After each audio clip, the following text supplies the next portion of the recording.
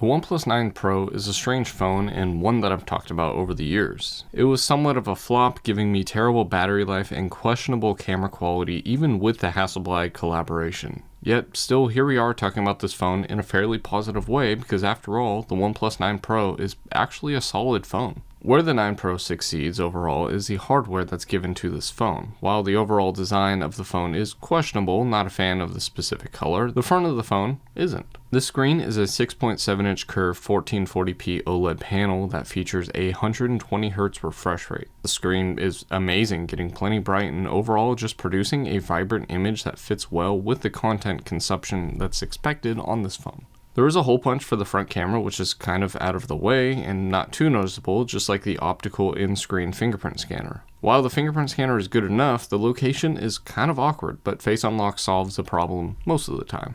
Yes, this is a curved screen with a stupid screen protector on it, but ultimately none of this causes harm or distractions. There is a little earpiece on the top that doubles as a loudspeaker to pair with the bottom one that gives you quality stereo setup that sounds fairly good. While we are on the bottom, we get the SIM tray, this one being a single SIM, while there is a hidden microphone that kind of is noticeable now that sits next to the USB-C 3.1 Gen 1 port. This allows for 65 watts of wired charging, which isn't as crazy as it sounds, as I've never seen the charger actually hit that mark in my testing or anyone else's testing. The left side of this metal frame is where the volume buttons are, while the right side is where the power button and alert slider is, giving you silent, vibrate, and ring all with the flick of a switch. Then the back has a camera rectangle that has the Hasselblad logo. The back itself, just like the front, is curved and Gorilla Glass 5, a strange one seeing that Gorilla Glass Victus existed during this time, but ultimately doesn't matter. No headset jack is common, so common that it's weird to bring up the lack of one nowadays,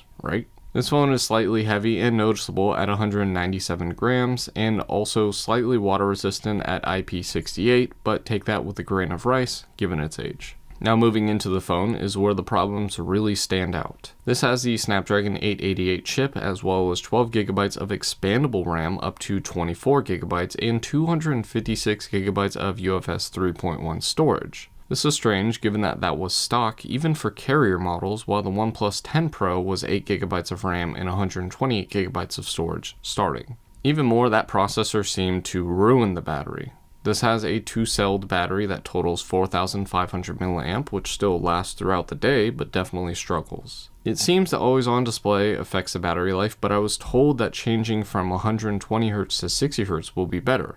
Disabling both results in nothing. I truly don't know why the battery sucks on this phone, as this phone was not used that much, and this is the second phone that I've tested this with. Furthermore, the OnePlus 10 Pro solves this issue with a 10% larger battery that doubles the battery life, somehow. So I just expect the battery life to be not that good on this phone, not to the point where I'm charging it twice a day, but definitely does concern me for those times you want to use it at night without topping off the battery. That might be why the wired charging is 65 watts and wireless goes up to 50 watts with the right charger. You also get reverse wireless charging, something that OnePlus never really advertised for some reason. All the other connections that you get include 5G support, Wi-Fi 6, NFC, and Bluetooth 5.2, to name a few. But what does all that mean? Well, it means that your phone gets snacks through the day if you're constantly on it via quick charging, but you get a quality experience. Even now, we get Android 14 matching other phones in its class, which is awesome to me. While the battery life never seemed to get improved, I am glad not only did the software get improved, but it also is in a state that if it stops being supported, you won't feel like a OnePlus 7 Pro owner. What doesn't feel improved is the camera set. The strange thing is that the Hasselblad aspect of this camera set is the tuning, and it doesn't seem like they did anything past that. Don't get me wrong, this app is filled with useful things, 8K 30 frames per second video that targets 30 but doesn't always get that for some reason, 4K 120 frames per second video, Pro mode, movie mode, which brings it to a 21:9 ratio, which is fair given I just edited a wedding video in that same ratio. And of course, how can I forget X-Pan? It's so dumb, honestly. Just crop your photo after. I don't know why you would want to use this dedicated mode. But getting to the actual sensors, the front camera is a standard 16 megapixel camera that gets boring, shooting at 1080p 30 frames per second and giving fair photos and videos. Nothing major about this.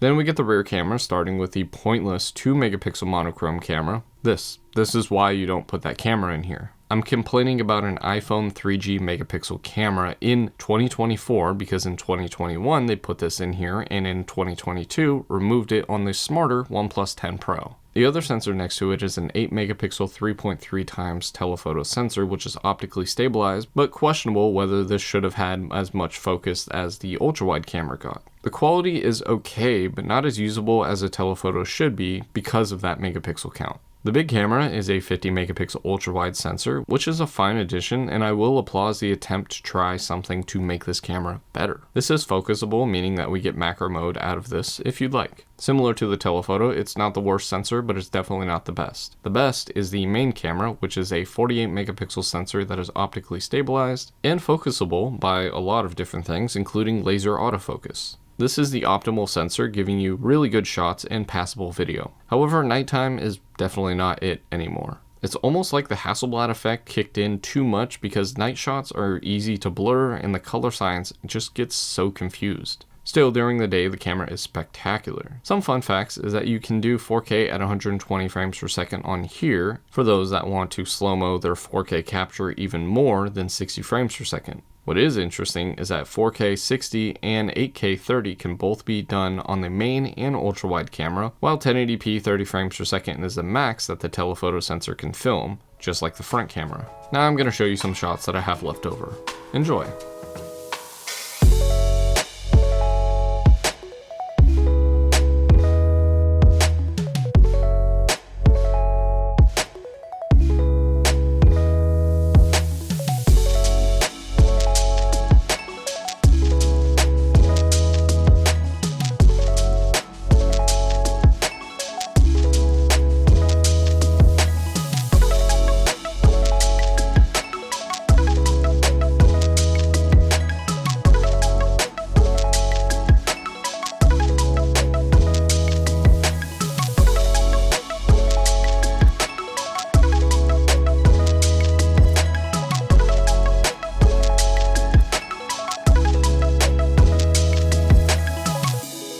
Now, I don't think that this phone deserves a camera section, but I will say that OnePlus did at least try to fix the reputation of having a decent camera rather than a flagship camera. That said, I don't think that this phone was the one that changed that association. There are some flops on this phone, like the monochrome camera and the battery life, but using this phone is actually good, like really good.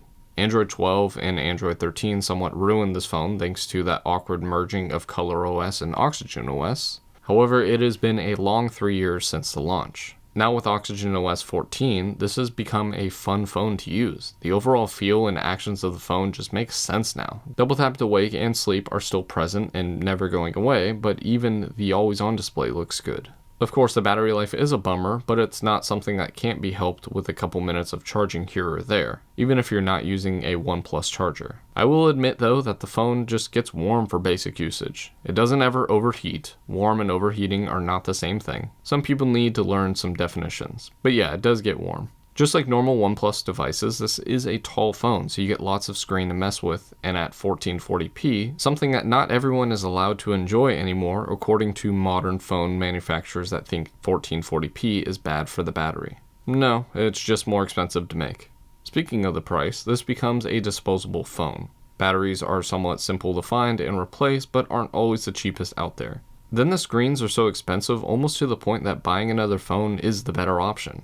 Speaking of, this phone runs in the mid 200s right now, while the more polished OnePlus 10 Pro can be found for $300 and up. So, for the price difference, maybe the superior 10 Pro might be your better option.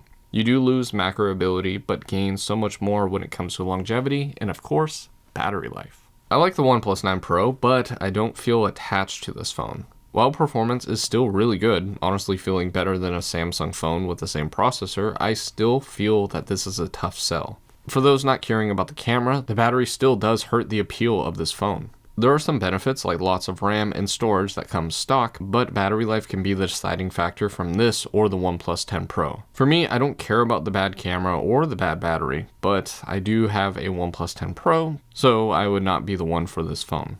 And that's my review of the OnePlus 9 Pro, the Hasselblad phone with a slow camera and even worse battery. But what do you think? Let me know, and as always, thanks for watching.